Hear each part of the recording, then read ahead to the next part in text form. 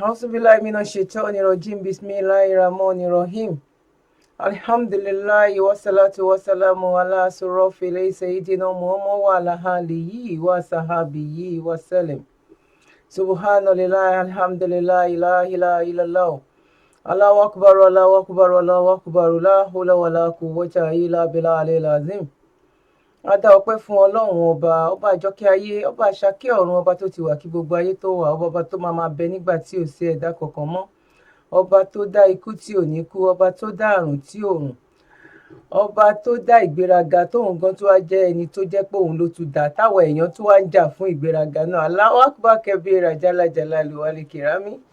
Ọba tó dá sánmọ̀ tí ò yẹ̀lé wa lórí, ọba tó pa wá lálẹ́ tó tún jí wa láàárọ̀, ọ̀pọ̀lọpọ̀ ló pa lálẹ́ tí ò jí tí ò dá ẹ̀mí padà sí, tí ò ń ṣe mímọ̀ ṣe wa tó fi dá ẹ̀mí padà sí wa ní ara.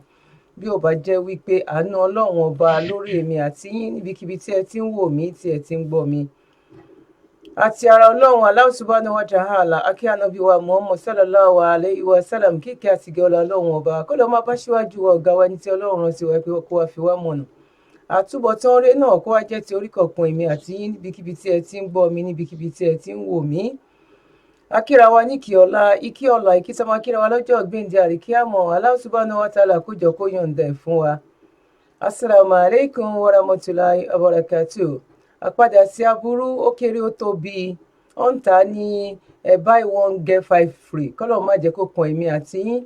Kò ń ṣe pé ó lówó kò lówó mọ́, kò ń ṣe pé ó kọ́lé kò kọ́lé mọ́, kò dẹ̀ ń ṣe pé ó bímọ gan kò mà lọ́mọ láyé mọ́, bí òun ṣe wípé ó ti mọ ojú ọ̀nà ó tún wá lóhun ò sí ń bẹ̀ mọ́. Àpadà sí aburú yìí kí Ọlọ́run Allah subhanahu wa ta'ala kó má jẹ́ kó kan orí kankan èmi àti yín níbikíbi tí ẹ ti ń gbọ́ mi, níbikíbi tí ẹ ti ń wò mí. Ẹ̀yin tẹ́ join ni wa ní wákàtí àtẹ̀yin tí tún máa wò wá lọ́jọ́ iwájú. Àánú Ọlọ́run ọba lórí èmi àti yín níbikíbi tí ẹ ti ń wò mí, tí ẹ ti ń gbọ́ mi. Gbogbo àwọn brọ́dà wa àti sísá wa jẹ́ ẹlẹ́sìn ìkejì àti God bless you my brother, God bless you my sister. Ẹ̀yin tẹ́ join ni wa ní wákàtí àtẹ̀yin níbi tí ẹ bá ṣe ń wọlé, please. Ẹ̀yin tẹ́ bá jẹ́ first timer, ibo lẹ ti ń wọlé. Sister mi, mọ́mì mi, sister Mariam, salamu alaikum, ẹ bá wa share, ẹ bá wa pe àwọn ọ̀rẹ́ àti àwọn ẹbí wa. Now mo kọ́kọ́ fẹ́ sáré ká tó lọ sí topic wa tí a fẹ́ treat lọ́jọ́ títí òní. Wọ́n ní àìsí ń bẹ̀ ni àìbá wọn dá sí. À ń láti máa dá sí nǹkan tó ń ṣẹlẹ̀ ní ìlú Nàìjíríà lọ́wọ́lọ́wọ́ ní gbogbo ìgbà tá a bá wá sí live, bí ò tiẹ̀ ju 2-3 minutes lọ. Kí ni announcement tèmi fẹ́ ṣe ni wípé please and please and please, nǹkan tí wọn náà bá ní tó fẹ́ fi bá wọn dá sí wípé Oòduà nation yìí, Yorùbá nation, kí ló ní la, ṣé voice ni, ṣé owó ni, ṣé ipò ni, ṣé ó mọyàn ni, ẹ jẹ́ ká gbìyànjú láti dá sí ní ọ̀nà tó dáa. Nǹkan yìí Ọlọ́run lè ṣàánú wa, àwa náà lè wọ rẹ́kọ̀dù wípé a gba òmìnira without wípé a ta ẹ̀jẹ̀ sílẹ̀, torí wípé kí ni ẹ̀jẹ̀ tí àwọn Fúlàní gan tán ti ta sílẹ̀ ní àwọn not only Yorùbás, bóyá ní àwọn gbogbo, láì má jẹ́ ọmọ Haúsá tó wà ń bẹ, àìmọye ẹ̀jẹ̀ tán ti ta sílẹ̀. Bóyá Ọlọ́run lè kẹ́ wa, ó lè ṣàánú wa, kó wọ ọlá eléyìí mọ́ wa lára gan, kẹ́jẹ̀ tún máa wá dà sílẹ̀ gan tá a máa fi rí nǹkan ìgbà. Announcement wo lèmi ni mo fẹ́ continue láti máa sọ ní pé please, àwọn èèyàn kan lè máa wí pé ọ̀nà bó la fẹ́ gbégbá, báwo la fẹ́ ṣe, ẹni tó ń ṣe business, ẹni tó ń tẹran ńkọ́, kí ni kó máa jẹ. Ẹ jẹ́ ká wá ọ̀nà míì. Tó bá jẹ́ pé lẹ́ni ìsìn náà announce wípé wọ́n ti poison wà nínú ẹran, wọ́n ní kí wọ́n má jẹ ẹran o, wọ́n ní tí wọ́n bá jẹ wọ́n máa ní àrùn kan o, bóyá àrùn wárápá ni o whatever o, àti ẹ̀ máa kọ́kọ́ rí bóyá bíi 50% náà tó máa tiẹ̀ kọ́kọ́ stop ẹ̀ immediately náà. Kò wá dìgbà tó wá tó yẹn nírú àkókò tá a wà yìí tá a lè fi support gbogbo nǹkan tó ń ṣẹlẹ̀. Ẹ má jẹ́ ká ra ẹran mọ́. Àwọn èèyàn wa tó ń ṣòwò ẹran, ẹ jẹ́ ká divert lọ síbòmíì. It's not easy. Ká má sọ pé ṣé bó ṣe easy náà nìyá mọ̀ pé kò easy. But tá a bá fi sí èrò, Ọlọ́run máa bá wa mú dé ilẹ̀ lérí, ó máa mú wa délẹ̀ lérí, ó dẹ̀ máa mú èrò wa yẹn, ó máa mú ṣẹ, torí pé ó ní reason tá a fẹ́ fi ṣe bẹ́ẹ̀. Because àwọn Fúlàní, àwa ń bá wọn ṣe business, à ń gba owó lọ́wọ́ ẹ̀, àwọn ń gba owó wa, wọ́n fi ra àwọn ẹ̀tọ́ máa fi jà wá lógun. Àwa dẹ̀ mú àwọn ẹ̀mọ́ táwa ń rà lọ́wọ́, kí lára lọ́wọ́ àrà ṣọṣẹ, àrà bàtà, àrà nǹkan tó jẹ́ pé bóyá ta bá rìn a máa rìn ní òwò ni. No, àwọn nǹkan tá à ń rà yìí, nǹkan tá a rà lọ́wọ́ wọn, nǹkan kò make sense because a lè ṣe without láti má jẹ ẹran màálù wọn. àwọn dẹ̀ máa ta fún wa, àwọn máa fi lọ máa ra nǹkan tó fẹ́ fi jà wá lógun. Àwa dẹ̀ fẹ́ ra nǹkan yìí, a fẹ́ fi ṣe patí, a fẹ́ fi ṣe other thing, that's all nǹkan táwa fẹ́ fi ṣe nìyẹn. Jíjẹ làwa fẹ́ fi ṣe, àwọn dẹ̀ fẹ́ fi ṣe, àwọn fẹ́ rà láti fi ṣe nǹkan tán fẹ́ fi pa wá. Kí Ọlọ́run Allah subhanahu wa ta'ala kí kó ṣàánú wa, kó gbàdúrà wa, kó má dojú àdúrà tiwa. Please my brother, my sister, àìmọye business tá a lè ṣe. Ẹni tó ń ta ẹran màálù ń sìn, bóyá lọ́jà ni, ó lè máa ta chicken ń sìn. Àwọn Yorùbá pọ̀ tó ń ṣe farming, tó ń ṣe chicken. Ẹ jẹ́ ká lọ sí chicken, ẹ jẹ́ ká lọ sí ẹja, àìmọye nǹkan míì tá a lè lọ fún. Ẹ jẹ́ káwọn náà mọ̀ wípé kò máa sí market ó lè má jẹ́ pátápátá ìpọ̀ pé market yìí kó káwọn náà mọ̀ nínú ara wípé ó dà pé àwọn people yìí ọ̀mọ́ ní kékeré pẹ̀lú wa o. Every day every blessed day tẹ bá ń wà lórí Facebook lẹ máa rí àwọn nǹkan tí àwọn people yìí tó ń ṣe, tó ń fi wá dá lára. Ọlọ́run má fi wá dára tó máa pa wá lẹ́kún. Bọ́n ṣe ń pa àwọn èèyàn, bọ́n ṣe lọ ń wìlé àwọn èèyàn l'express, tán mú wọn, tán kidnap wọn. Gbogbo kíní òun náà ni gbogbo wa mọ̀. Please ẹ jẹ́ ká torí Ọlọ́run, ẹ jẹ́ ká sọ fún èrò ilé, ọ̀rẹ́ wa, aráàta wípé please kí la lè ṣe nípa ẹran jíjẹ. And number 3 or number 4 ńbẹ̀ ni pé ibi tán ló fẹ́ fún wọn ẹ̀kan máa gba license kó tó di pé wọ́n máa sin màálù. Ààyè yẹn ò sí. Ẹ jẹ́ ká mọ̀ wípé kò sí ààyè yẹn fún àwọn Fúlàní, because tán bá tẹ̀dó sí, for example, bóyá Abẹ́òkúta ń sìn, gbogbo ibi tán bá tẹ̀dó sí yẹn nǹkan oríṣiríṣi náà ló máa ṣẹlẹ̀ ńbẹ̀. Wọ́n tẹ̀dó sí Ṣàgámù, the same thing. Wọ́n tẹ̀dó sábẹ́ níjẹ̀bú Òde, the same thing, all over Nigeria, tí ò bá ti jẹ́ pélé Haúsá. Tán bá ti ní gárà àwọn yẹn báyìí, kò sí nǹkan tán ní lè dánwò ńbẹ̀, kò sí nǹkan tán ní lè dánwò ńbẹ̀ mọ́. Kán jẹ́ kó oníkálukú dúró lọ́tọ̀ọ̀tọ̀, á lè mọ òfin tó máa de oníkálukú. Please brother mi àti sister mi, ẹ jẹ́ ká kọ́kọ́ dúró ná lórí wípé kán má tiẹ̀ jẹran náà, káwọn náà kán fìlẹ̀ lára wípé àwọn people yìí náà ń bá wa jà. Mẹ́sẹ̀jì mi ò ní ju bẹ́ẹ̀ yẹn lọ lórí ọ̀rọ̀ Yorùbá Nation. Kọ́lọ́run kó mú wa délẹ̀ lérí náà. Assalamu alaikum warahmatullahi wabarakatuh. Please ẹ jẹ́ ká share fídíò yẹn, especially eléyìí, as much as bàbá ṣe lè máa share láàrin ara wa. It's not pé bóyá nǹkan tí mo sọ náà ló fẹ́ yí padà, but Ọlọ́run máa ń lo nǹkan pẹ̀lú nǹkan kan ni. Èmi nìkan kọ́ ni mò ń sọ, àwọn ẹlòmíín náà ń sọ. Ẹ jẹ́ ká bẹ̀rẹ̀ láti ibì kan, kọ́lọ́run kó fún wa ṣe. Assalamu alaikum warahmatullahi wabarakatuh. Now a kí yín ní ìkíọlá ìkíta máa kíra lọ́jọ́ pé ìdarí kí a mọ̀ my sheikh my ustaz láti Abuja, láti odindi Abuja láti lọ fi charter flight gbé wọn wá sí ìlú UK ní pé kí wọ́n bá wa dá sí ọ̀rọ̀ náà. And ọ̀rọ̀ náà dẹ̀ jẹ́ nǹkan tó wà very very important, torí wípé kí ni ó ní ìmọ̀ ló lohun gbogbo, ìmọ̀ ló làdínì, ọgbọ́n ògbé. Ṣé mo gbà á? Nǹkan tó fẹ́ bá wa treat ní ọjọ́ títí òní yìí, most àwa tá jẹ́ Muslim a máa ń doubt lórí ẹ̀ wípé ṣẹ́sìn mi, kílẹ̀sìn mi sọ, kílẹ̀sìn mi ò sọ, ṣé nǹkan tó sọ nìyẹn. But ní nǹkan tá fẹ́ gbéyẹ̀wò lọ́jọ́ títí òní ó lè má wúlò fún ẹ o, ó lè jẹ́ family ẹ ló máa wúlò fún, ó dẹ̀ wá lè wúlò fún wa lọ́jọ́ iwájú náà. By the time tí wà àti àwọn colleagues tẹ́ bá jọ jókòó, tẹ́ bá jọ ń sọ̀rọ̀, because a lot of things bẹ́ẹ̀ yẹn náà ló máa ń ṣẹlẹ̀ pẹ̀lú èmi tí mo lè fi ṣe àkàwé or example. Tẹ́mi àtàwọn colleagues tá bá ń sọ, èmi máa sọ okay, bóyá for example ìjáàbò nǹkan báyìí ni Ọlọ́run sọ ń bẹ, ṣé bí mo mọ̀ ni, or bóyá so many things, bóyá láti fọwọ́ òsì jẹun ni o, ó wọnú ara wọn gan ni, mélòó ni mo fẹ́ máa kà nínú ẹ̀.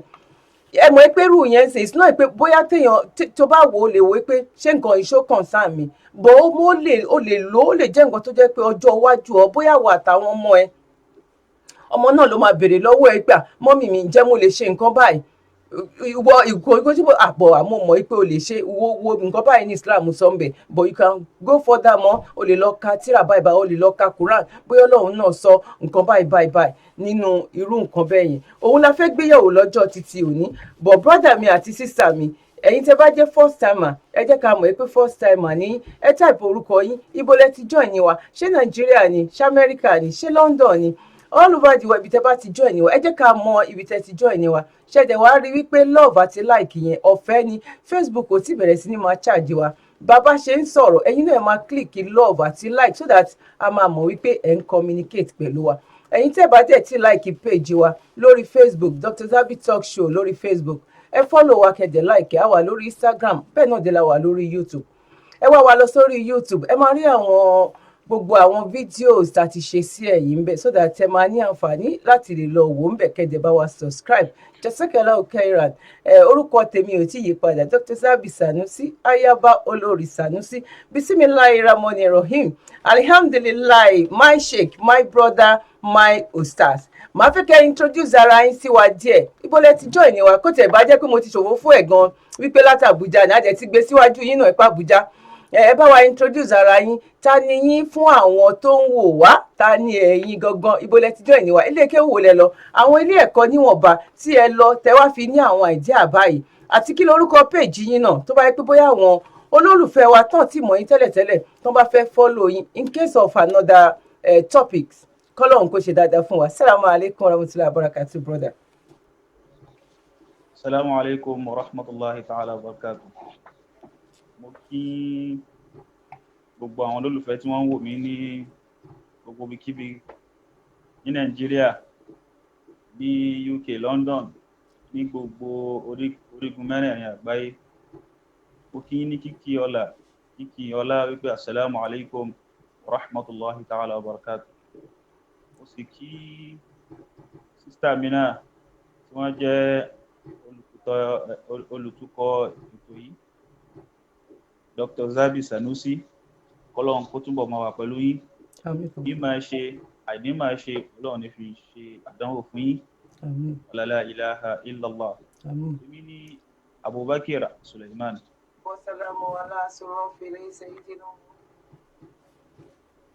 Orúkọ mi ní Abdulsalam Abubakar Suleiman. Àwọn èèyàn mọ̀ mí sí Al-Bayani. Mo lọ sí ilé ẹ̀kọ́ tí wọ́n pè ní tí gbogbo wa mọ̀ ní Markaz àkọ́kọ́ tó já sí pé bàbá wa Sheikh Adam Abdullah Al-Alori kọ́lọ́hún bá wa ṣe àlékún kí àti ìgẹ̀ fún bàbá. Àwọn bàbá ni wọ́n dálẹ̀. Àmọ́ kí n tó lọ sílé ẹ̀kọ́ náà, bàbá tó bí mi Sheikh Abdulsalam Suleiman ní Port Harcourt. Ibẹ̀ láti kọ́kọ́ gba ẹ̀kọ́ Al-Qur'an. Ibẹ̀ láti gba ẹ̀kọ́ ìbẹ̀rẹ̀ bó láti ń ka Al-Qur'an. Ká tó wá lọ sí Markaz, ká tó lọ kọ́ advanced learning nípa ìtumọ̀ Al-Qur'an àti gbogbo ọ̀nà tí a lè tú Qur'ani sí àti gbogbo ìmọ̀ tó rọ kíríká Al-Qur'an. Ọdún 7 la lò nílé kéwú náà, kò rọrùn púpọ̀ wàláhì. Àmọ́ a dúpẹ́ fún Ọlọ́run tó ṣe ní rọrùn pé kéwú náà ó yé wa díẹ̀ níwọ̀nba. Díẹ̀ tó yé wa yìí náà a nígbìyànjú lórí ẹ̀ náà ló fi yé wa. A sì gbà pé Ọlọ́run ọbọ̀ wọlé yóò fi ṣàǹfààní fún ayé insha Allah. Báyìí náà sì ní a tún dúró lórí mímọ̀ wá ìmọ̀ náà. A tún wá ìmọ̀ náà débi pé ló fi gbé wa dé ìlú Abuja dàwà yìí. A wà ní University of Abuja, à ń ṣe Arabic Studies àti Education. So eléyìí ni ó jẹ́ kí Islam kó níyì, ni ó jẹ́ kí Islam kó ní focus pa wípé kò ṣe pé a kàn dúró sórí kéwú nìkan, a tún múwèé ma. Èyí ni náà ló tún fà á tá fi ní page lórí Facebook Al-Bayani Lectures. Ẹni tó bá fẹ́ tẹ̀lé wa tó tún fẹ́ mọ̀ nípa ọ̀rọ̀ Islam, ó tẹ̀lé page ní tó ń pè ní Al-Bayani Lectures. Tó bá sì lọ sórí YouTube, a rí ń bẹ̀ Nurul Bayan, lórí Twitter, lórí Instagram Nurul Bayan. Èmi náà ni ọmọ yín Al-Bayani Abubakar. Assalamu alaikum wa rahmatullahi ta'ala wa barakatuh. Wa alaikum salam wa rahmatullahi wa barakatuh. Now, inshallah, kí la fẹ́ sọ̀rọ̀ lé lórí ní ọjọ́ títí òní ni wípé nípa ọ̀rọ̀ ọ̀làjú tó dé bá wa àìtí Ọlọ́run àti pé ànábì wa Muhammad sallallahu alayhi wa sallam. Gbogbo àwọn nǹkan ọ̀làjú yìí kò ń ṣe nǹkan tó new nínú Islam because ìjìn kí ló ń porúkọ ẹ̀ science àwa mùsùlùmí la ní bọ̀ báwo la ṣe lò ó sí ni ó ti ń rẹ̀ wá ni àkákún mọ́ ló fi jẹ́ pé àwọn òyìnbó wọ́n gbà lọ́wọ́ wa. Àwa fẹ́ sọ̀rọ̀ nípa wípé okay, bóyá ẹni tó ń wá ọmọ tó ní difficulty láti lóyún, ṣé Islam ṣó gbà láàyè? Bóyá ẹni tó wà nílé ọkọ ń sìn bóyá bíi 25 years 10 years tí ò dẹ̀ rọ́mọ bí, ṣé Islam gbà wá láàyè wípé okay o, ṣé ó lè jẹ́ wípé bóyá obìnrin ń sìn òun ló ní ọkọ ló ní problem, ṣé gbà láàyè wà pé láti gba nǹkan ara ọmọkùnrin tá à ń pè ní sperm ká wá fi sí ara ọmọbìnrin yẹn láti lè lóyún tí àwọn olóyìnbó ń pè ní sperm count bank. Ẹ jẹ́ ká kọ́kọ́ lọ síbẹ̀ yẹn náà, ẹ jẹ́ ká kọ́kọ́ dáhùn ibẹ̀ yẹn náà. Bismillah. A dá ọpẹ́ fún Ọlọ́run. Ẹ̀rí Ọlọ́run ọba lọba tí ó sọ fún Ànábì wa Muhammad sallallahu alayhi Sallallahu wa alayhi sallam. wa Ọlọ́run sallam. ní ya ayyuhan nas ittaqu rabbakum alladhi khalaqakum min nafsin wahida. Ọlọ́run ọba ó ní ẹ̀yin ènìyàn ẹ bẹ̀rù Ọlọ́run tó já sí pé òun lọba tí ó dá yín láti bí ẹ̀mí kan. Wa ja'ala wa khalaqa minha zawjaha. Látara ẹ̀mí kan tó ti dá wa yìí, ìyẹn ni látara Nabi Adam, ó yọ ìyàwó látara fọ́nrán ẹ̀ jáde. Ìyẹn ni wípé gbogbo ọmọ ẹ̀dá kọ̀ọ̀kan tọ́lọ́run bá dá ló ní obìnrin tọ́lọ́run ti yàn tì, 2 ni 3 ni 4 ni jù bẹ́ẹ̀ lọ. Tọ́lọ́run ti yàn fún pé ní tí ó fẹ́ láyé nì, iye tí ó fẹ́ láyé nì, ẹni tí ó fẹ́ rè. So fún de eléyìí, nípa wípé ṣé obìnrin ṣó lè gba ìyẹn ni pé ṣé ó lè lo àwọn ìmọ̀ yìí nínú Islam ò tako àwọn ìmọ̀ yìí, àmọ́ èyí tó tako Islam gangan òun ni a fẹ́ sọ̀rọ̀ lé lórí, pàápàá jùlọ lórí à ń bí ọmọ gẹ́gẹ́ bẹ́ẹ̀ ti sọ tẹ́lẹ̀. Ṣẹ́rí Ànábì wa Muhammad sallallahu alayhi wa sallam, nígbà tọ́lọ́run fẹ́ máa ṣàlàyé fún wa nípa irú ìyàwó tó yẹ ká fẹ́, Ọlọ́run ní fankihu ma taba lakum, yàní obìnrin tó ṣe déédéé yín, tó dáa fún yín. So dídá tó dáa yẹn kò ṣe ẹwà nìkan, kì í ṣe owó nìkan, kì í ṣe ẹ̀sìn nìkan. Tibbiyan, ṣé ó dá níbi nínú taqriru tibbi, tá bá ṣe report, doctor's report, pé kí ni ṣé obìnrin yìí, kí ni àwọn àsọ̀bá àti ẹ̀, ṣó lè bímọ, ṣé tí àtọ̀ tèmi àti tàtọ̀ tiẹ̀ tó bá papọ̀ ǹjẹ́ ní ṣó lè dọ́mọ àbí kò lè dọ́mọ. Ọ̀pọ̀lọpọ̀ àwọn kíní ni àwa mùsùlùmí la ṣe àfẹ́kù ẹ̀ ká tó fẹ́ra wa. Èyí tá máa ń wò náà ni pé Ànábì sọ ni pé ká fẹ́yàwó nídìí nǹkan mẹ́rin, nítorí ẹ̀sìn, ẹwà, ìdílé àti iyì rẹ̀ àbí owó rẹ̀. Eléyìí ni kò jẹ́ kí á mọ̀ wípé Ìsìláàmù, pàápàá jùlọ Ìsìláàmù, ó tẹnu bọ àwọn nǹkan ìmọ̀ tí ìgbàlódé ti sìn. Ànábì wa Muhammad sallallahu alaihi wasallam, Ànábì ní iyyakum wal khudara ad-diman. Ànábì ní kí a ṣọ́ra fún ẹ̀fọ́ orí àkìtàn. Àwọn sàhábà Ànábì wá bèèrè Ànábì pé kí ló ń jẹ́ ẹ̀fọ́ orí àkìtàn? Ànábì ní ẹ̀fọ́ orí àkìtàn ni obìnrin tó dáa, tó rẹwà, àmọ́ ibi tó ti jáde, ìdílé tó ti jáde, ìdílé náà ò dáa. Ìtumọ̀ ni pé ẹ̀fọ́ tó tutù tó ṣe é dùn ó ń bẹ lórí àkìtàn, àmọ́ àkìtàn ló ti jáde. Ní ta fẹ́ fàyọ ńbẹ̀ ni wípé gbogbo obìnrin kọ́ ni ọkùnrin lè fẹ́, bẹ́ẹ̀ sì ni gbogbo obìnrin kọ́ ni ọkùnrin lè fẹ́, gbogbo ọkùnrin kọ́ ló lè fẹ́ gbogbo obìnrin. So ó ní oníkálukú ló ní ìkọ̀kan. Ó tó já sí wípé Ọlọ́run ọba ṣe wá ní erúgbìn, ìyẹn ni pé ọkùnrin dà gẹ́gẹ́ bí erúgbìn, obìnrin wá dà gẹ́gẹ́ bí ilẹ̀ tá fẹ́ gbìn nǹkan sí. Ọlọ́run bá fi sọ fún Ànábì wa Muhammad sallallahu alayhi wa sallam, nisa'ukum harthun lakum, àwọn ìyàwó yín wọ́n dà gẹ́gẹ́ bí irúgbìn, fa'tu harthakum, ẹ wọnú irúgbìn yín, ìtumọ̀ ni pé ẹ wọnú oko. So àmọ́ ọ̀pọ̀lọpọ̀ wa kò yé wa nípa pé oko Ọlọ́run bá ń sọ, ìgbà tí máa ń dàgbà sí, tí máa bá tún dàgbà sí jù báyìí lọ, ìtumọ̀ tí ó tún gbé wá yóò tún yàtọ̀ sílẹ̀. So oko tọ́lọ́run bá ń sọ ń bẹ̀ yẹn, òun ni wípé obìnrin ta fẹ́ wọlé tọ̀, ta fẹ́ níṣu lọ́kà, ta fẹ́ gẹ́gẹ́ bí ẹ̀tọ́, bẹ́ẹ̀ gbogbo àwọn shurutul Islam, àwọn òfin tí Islam gbé kalẹ̀, ta fẹ́ bẹ́ẹ̀. Àwa ní ìbáṣepọ̀ gẹ́gẹ́ bí lọ́kọláya fún bí fusulul arba, yẹn ni pé fún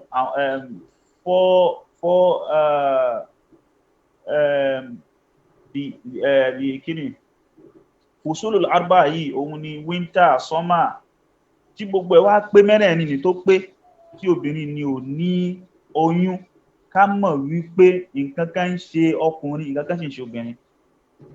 Nítorí pé oníkálukú wa, gbogbo irúgbìn kan lórí la lè gbìn sí gbogbo ilẹ̀ tá rí nì, ilẹ̀ kọ̀ọ̀kan ó ní tá ń gbìn síbẹ̀, ó sì ní tá lè gbìn síbẹ̀. Gbọ́ mi yé? Àgbọ́yé ń yé wa. Ó ní nǹkan tí a lè gbìn sí, ó ní àwọn ilẹ̀ tẹ́rí yẹn, ilẹ̀ ráìsì wà, ilẹ̀ ẹ̀wà wà, ilẹ̀ iṣu wà, ilẹ̀ àgbàdo wà, ilẹ̀ rèké wà. gbogbo àwọn ilẹ̀ yìí ló ní nǹkan tiẹ̀ tí ó lè gbà sára. So ilẹ̀ míì sì wà dájá sí pé ilẹ̀ ọlọ́ràá, òun ni Yorùbá ó pè obìnrin pé ẹlẹ́dẹ̀ ni, ìjẹ́ ni pé kò sígbà tó gbà sára tí ò doyún fún, àmọ́ gbogbo obìnrin kọ́ ló rí bẹ́ẹ̀. So àmọ́ tí àwọn mùsùlùmí tá bá ti gbọ́ àgbọ́yé bẹ́ẹ̀ sì ni tí àwọn obìnrin náà tán bá ti ní ìgbàgbọ́ pé tọ̀ Ọlọ́run tó ní ká fẹ́ méjì mẹ́ta mẹ́rin ó ní ìtumọ̀ tí ó ń sọ ń bẹ̀. Tá bá lọ wo ìtàn anábùwà Ibrahim alayhi salatu wa salam. Ànábì Ibrahim fẹ́ ìyàwó rẹ̀, ìyàwó àkọ́kọ́ rẹ̀ Azara kò lóyún kò bímọ. Nígbà tí ó ṣe àìmọye ọdún ìyàwó ẹ̀yà fẹ́ kejì yìí ló bá tọ́ bá fẹ́ bóyá àtàrà Ọlọ́run ó ní kí tó yẹn ni pé ìyàwó àkọ́kọ́ kò róyún, ìyàwó kejì bímọ kí ìyàwó àkọ́kọ́ tó bímọ. Ìgbà tí ìyàwó kejì wá bímọ tán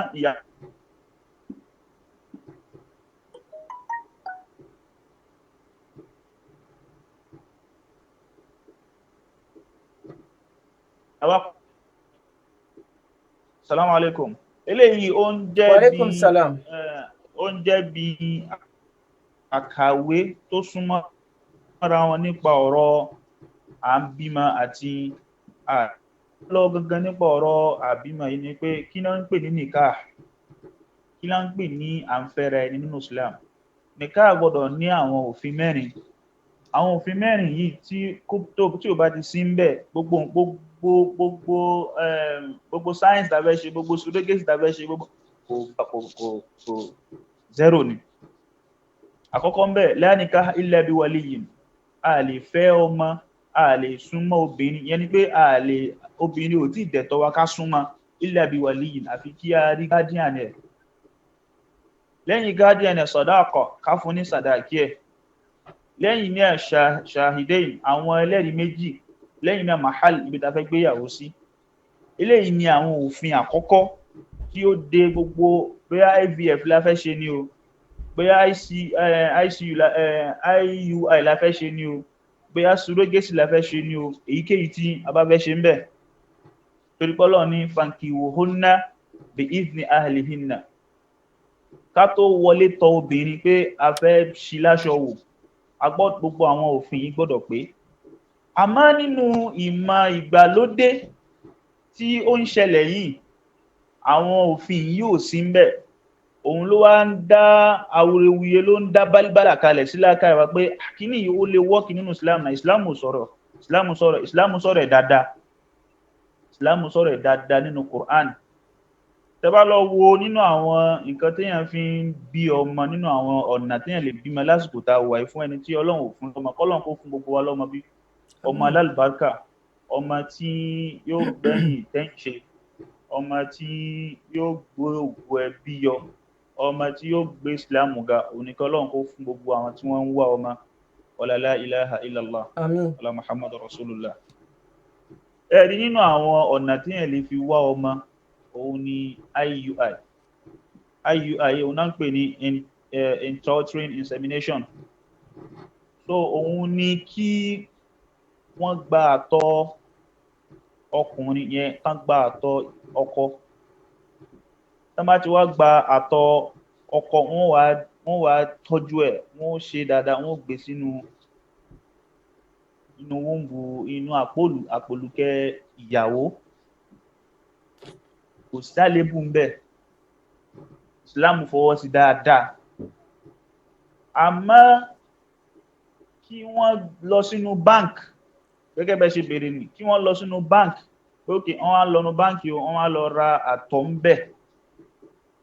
Àtọ̀ tí wọ́n rà ní àkọ́kọ́ ni pé wọn ò mọ ẹni tó ní.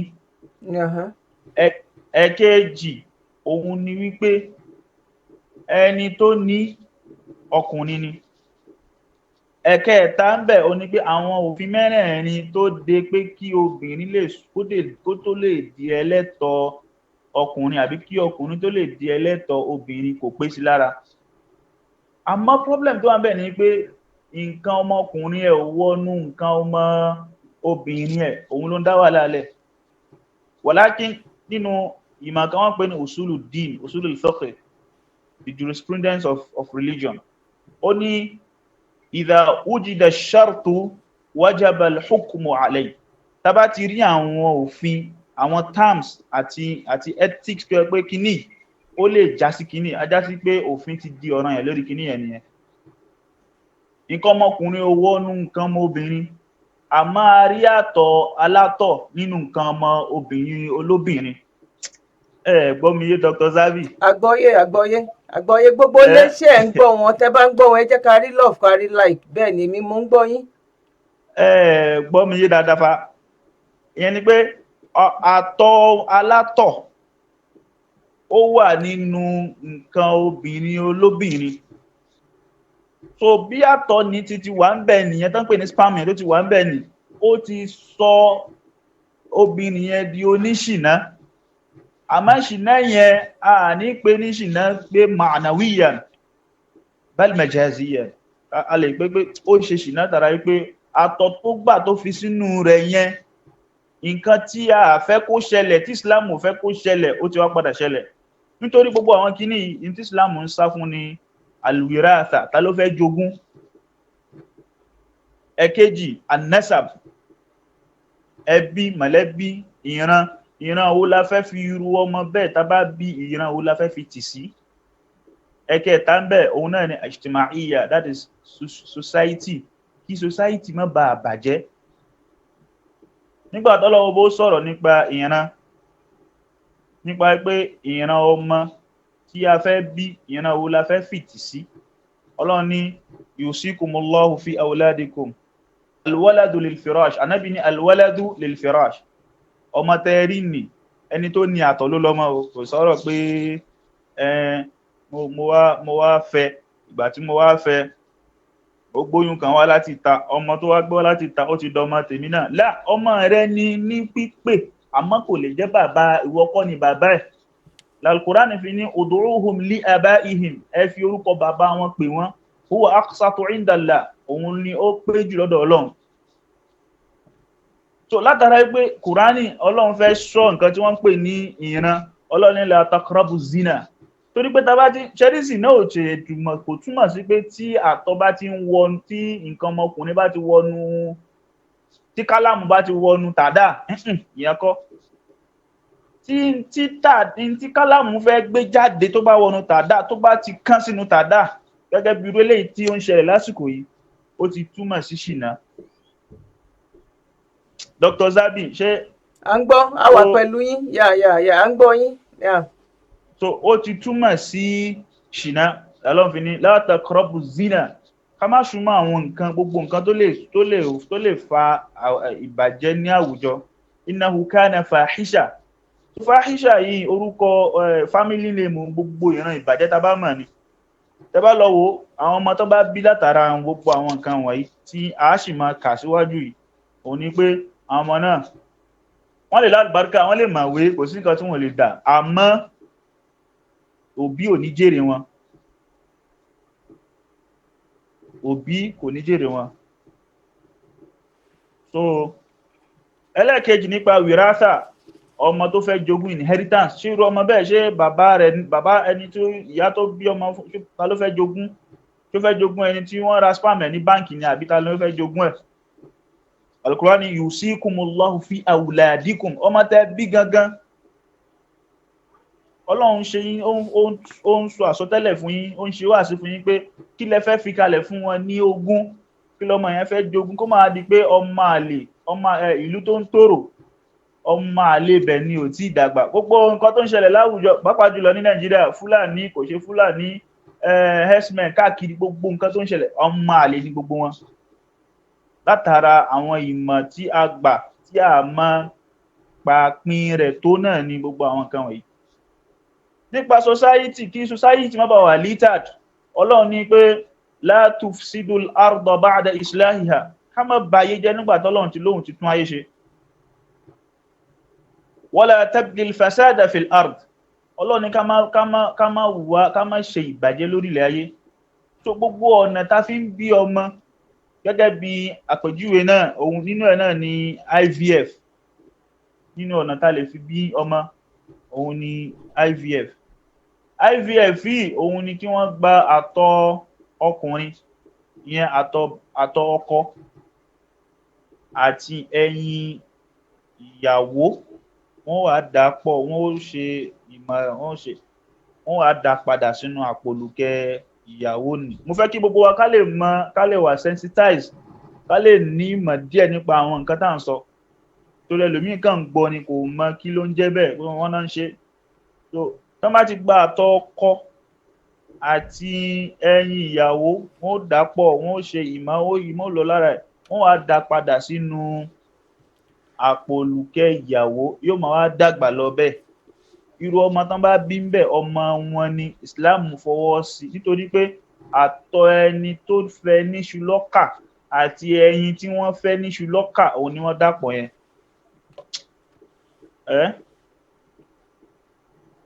Ẹ̀kejì, nínú àwọn ọkùnrin míì wà tó já sí pé ẹyin wọn sperm wọn ò wà fertilized, kò lè dọ́mọ.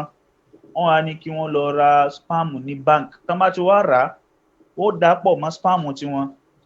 Bẹ́ẹ̀ ṣe ti dà pọ̀ mọ́ sperm yín tẹ́ ti dà sínú ìyàwó yín tó fi dọ́mọ ni, ọmọ yẹn kì í ṣe ọmọ yín mọ́. Kì í ṣe ọmọ yín mọ́, ẹ ti dà lúrú pọ̀ mọ́ ṣápà.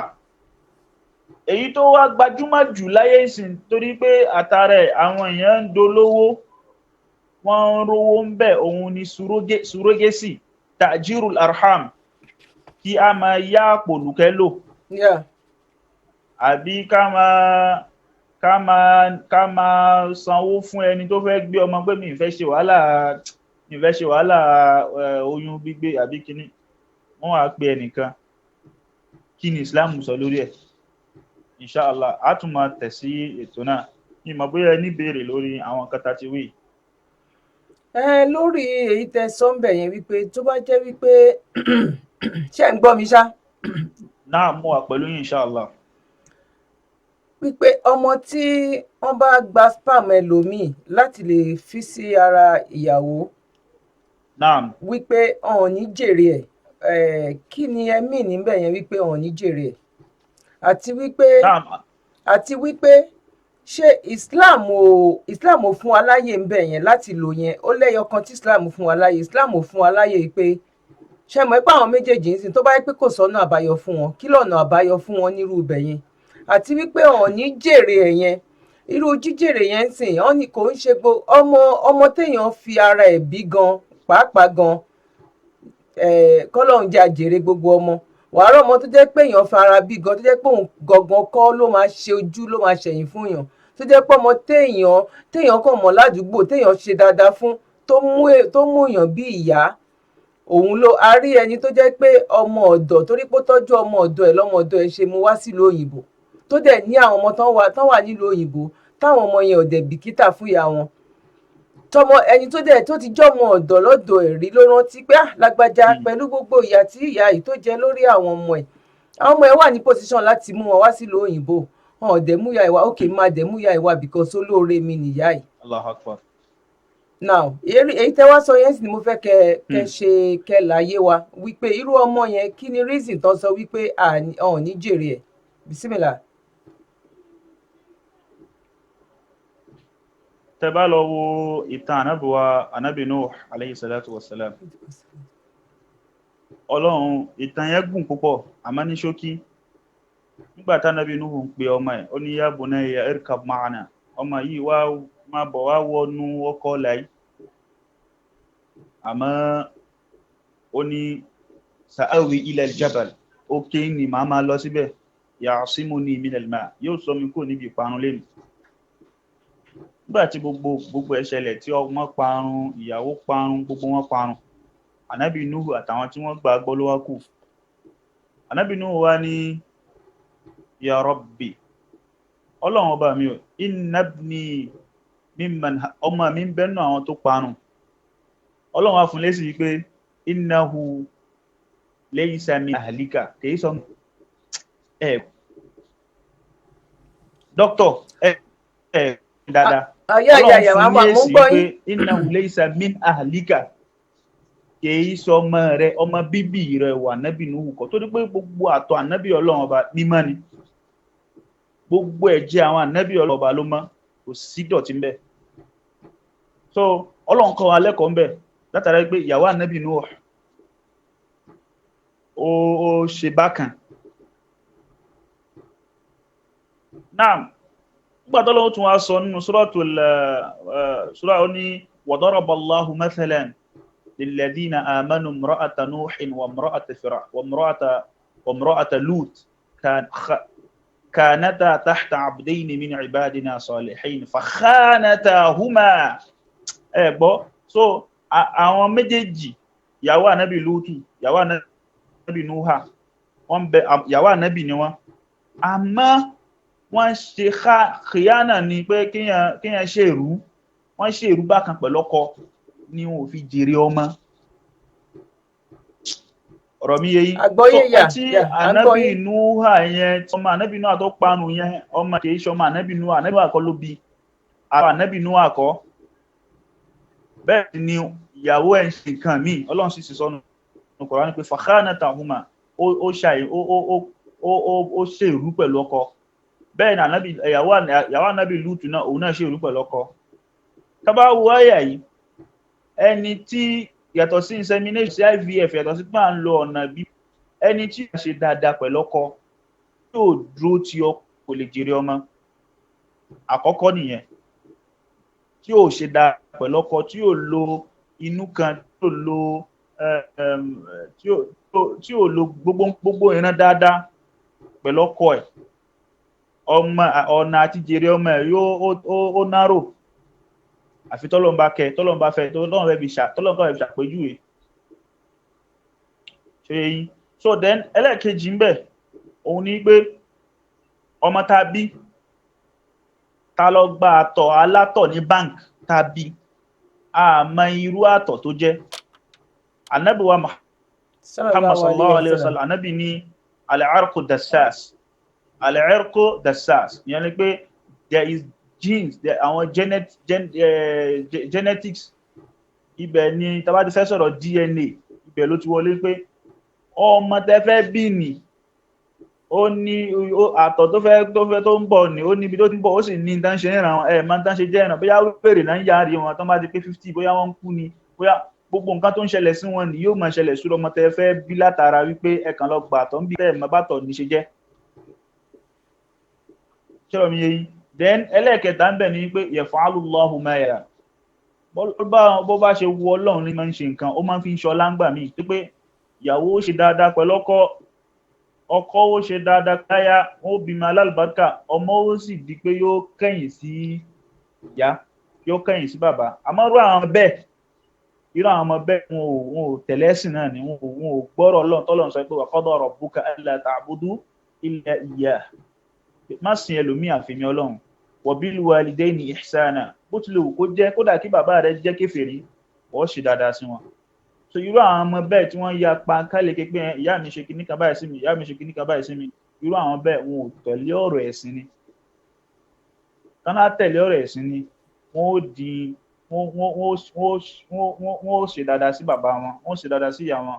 Wọ́n máa bẹ́ẹ̀nu ẹni tí a sì pé Ọlọ́run bá sọ pé wa qul rabbi irhamhuma kama rabbayani saghira, Ọlọ́run bá mi kẹ́ wọn, Ọlọ́run ṣe fún mi tí ń fi ṣe ìkẹ́ fún wọn gẹ́gẹ́ bí wọ́n ṣe ṣe dáadáa fún mi. Now ustaz, lórí question tí mo béèrè lọ́wọ́ yín yẹn ń sìn ni wípé kí ni reason wípé ẹni tí tó jẹ́ pé àwọn méjèèjì kan náà ní spam yẹn wípé wọn lè jèrè wọn, ẹ understand sí, bọ́ nínú ibẹ̀ yẹn ń sìn èmi gbé sílẹ̀, mi ò gba nǹkan tẹ́ sọ, bọ̀ mo kàn gbé sẹ́gbẹ̀ẹ́ kan ní, ẹ understand sí. Ẹ jẹ́ ká tẹ̀síwájú ní èyí tẹ́ fẹ́ tẹ mẹ́nu lé tẹ́lẹ̀. Ṣé rí gbogbo ọ̀rọ̀ kọ́ ni, àbí gbogbo tá bá ń ṣe wá sí báyìí ó máa ń tabá ọ̀rọ̀ kan, ó sì máa ń tabá bá mi bá mi pé bóyá ẹnìkan ti ṣe rí lẹ́dọ̀ yín tẹ̀sí di pé wọ́n live fine, àwọn ọmọ yẹn ń ṣe dáadáa fún wọn, wọ́n ń ṣe gbogbo ẹ̀ fún wọn. Àmọ́ o malkiyama ṣe rí kò ṣe dìgbà tí ọmọ bá tó ra mọ́tò, ọmọ tí wọ́n gba spam láti wọ́n gba tí wọ́n kàn bímọ tí ó pé kìí ṣe ọmọ àpòlùkẹ́ wọn gangan.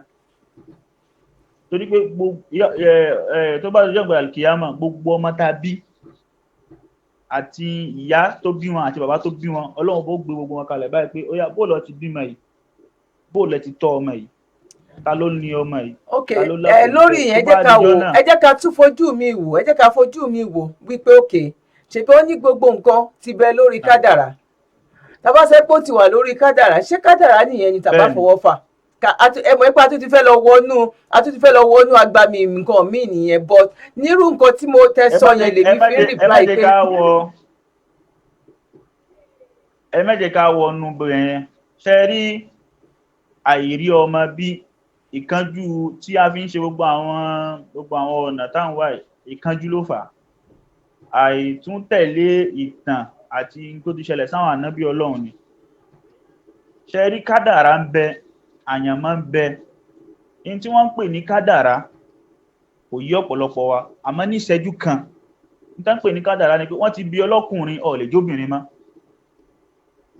wọ́n sì ti bí ẹni obìnrin ó lè jọ́kùnrin, ó ti lójú ara obìnrin ó lè lójú ara ọkùnrin, ó sì ti ní ojú ara ọkùnrin ó lè lójú ara obìnrin. In tán pè ní kádàrá nù ni, in tán sì ń pè ní àyànmọ́. But kádàrá táwọn máa ń sọ pé kádàrá pé ń ta yàn láyé, ṣẹ́rí tí oníkálukú ń ṣe láyé yìí Ọlọ́run ti kọ lóòótọ́, àmọ́ ó dìgbà tí kinní ní bá tó ṣẹlẹ̀ tí a ṣẹkú ti kinní ní kó tó di kádàrá gangan fún rẹ̀. Ọlọ́run fi sọ pé yamhullahu ma yasha'u wa yuthbit, bó bá wù Ọlọ́run bá yóò parẹ́, wa yuthbit bó bá sì wù yóò ṣe kíni yóò fi kalẹ̀. Ó dá ẹjá lọ wò tàn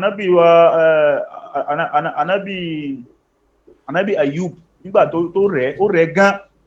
Ànábì Ayub gbà pé kádàrá Ọlọ́run ní pé kó rẹ̀ hun, kádàrá Ọlọ́run ní pé Ọlọ́run bá ní wòyàn sàn, Ọlọ́run náà sì ń wò báyìí, ó fọwọ́ lẹ́rán ń wò báyìí. Ìwọ tó ọ̀rọ̀ ọmọ bí tọ̀ pé Ọlọ́run ó jí lóru ó ṣàdúrà, mélòó nínú àwọn mùsùlùmí là ń ṣàdúrà lóru, mélòó nínú wa là ń yan náfílà, mélòó nínú wa ọ̀pọ̀lọpọ̀ àdúrà wa tá ń ṣe ni pé Ọlọ́run bùn mí lówó, mo fẹ́ ra Rolls Royce, Ọlọ́run mo fẹ́ ra Ferrari, mo fẹ́ ní kíní.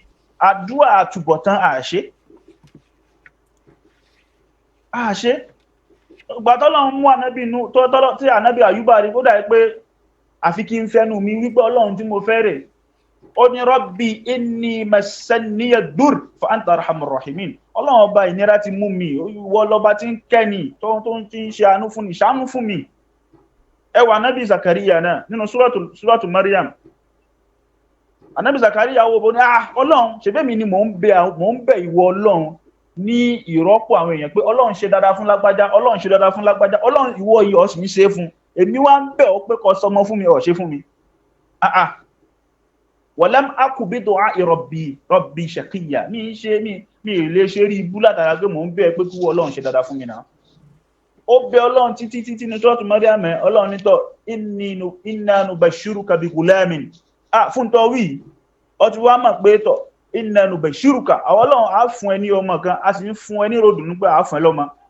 Ismuhu Yahya, orúkọ ó máa jẹ́ Yahya, kò kú mọ́.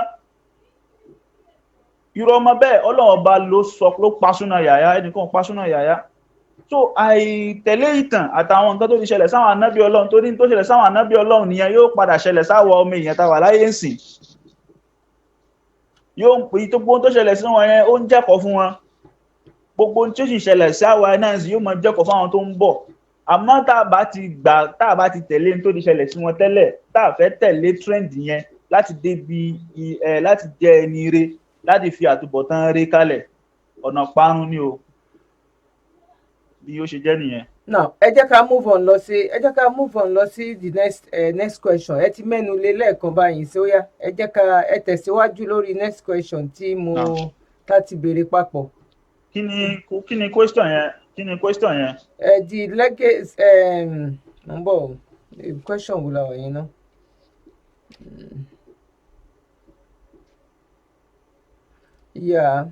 Irú àwọn tó bá jẹ́ pé bóyá ń ṣe ló ń rẹ̀ǹtì womb ń sìn nǹkan.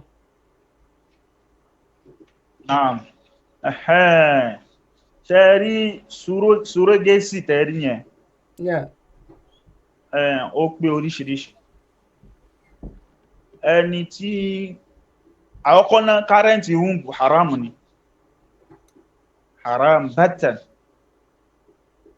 Then ẹni tí kò lè lóyún, kò lè gbé ọmọ sínú, àmọ́ tí ọkọ ẹ bá sùn yóò lóyún, àmọ́ alẹ́ ẹnu ẹ̀ kò lè gbé ọmọ dání. yóò padà wálẹ̀. Irú àwọn èèyàn bẹ́ẹ̀ tán bá lọ gbé womb ẹlòmíì tán rẹ̀ǹtì ẹ̀, womb ẹni tí wọ́n rẹ̀ǹtì ẹ̀ yẹn ṣé nìyẹn sì wà láyé àkọ́kọ́, ṣé ẹni yẹn kò bímọ mọ́ ẹ̀kejì? Torí pé nínú àwọn òfin tí Islam fi kalẹ̀ fún irú ipò yìí ni wípé ẹni tẹ́ fẹ́ gbé womb ẹ̀ jáde ẹ ṣe operation fún un, ẹni tẹ́ sì fẹ́ gbé womb sí inú rẹ̀ náà ẹ là inú ẹ̀ ni.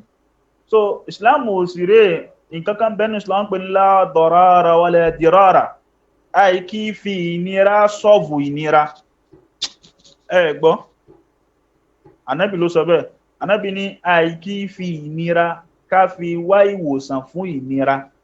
So àyà fi ìdẹ̀kùn àlàáfíà láti fi wá ìwòsàn fún ìnira ni.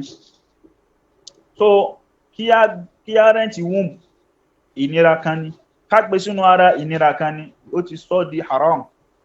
Torí pé láfùzù yẹn ó wá ní láfùzù nahya la darara wala dirara, ìyẹn ẹyọ kan. Ẹ̀kejì bẹ́ẹ̀ ni pé a tún lè rẹ́ǹtì ẹ̀, but rí rẹ́ǹtì tá rẹ́ǹtì ẹ̀ kìí ṣe pé rẹ́ǹtì ẹ̀ yóò di tiwa ni, àárà ni àbí ká gbà. Bẹ́ẹ̀ sì ni ẹni yẹn ò ní ta, ẹni tí a fẹ́ gba wúńgọ̀ yẹn kò ní ta, kò ní gba 1 naira lára ẹ̀, kò ní gbowó kankan bẹ̀ gẹ́gẹ́ bí òfin Islam.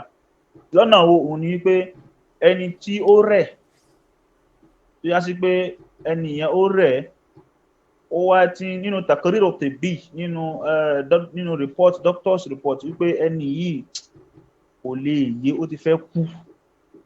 Irú ẹni bẹ́ẹ̀ tó bá sọ jáde wípé torí pé alwasiya ó gbọ́dọ̀ sọ àsọtẹ́lẹ̀ pé tọ̀ nǹkan ara mi o, tó bá wúlò fẹ́ni tó ń bẹ láyé, tó àìbá mọ̀ mo lè kú o, tí nǹkan ara mi tó bá wúlò fẹ́ni tí ń bẹ láyé ẹ yọ fún gẹ́gẹ́ bí àpòlùkẹ́ni, wọ́n lè yọ.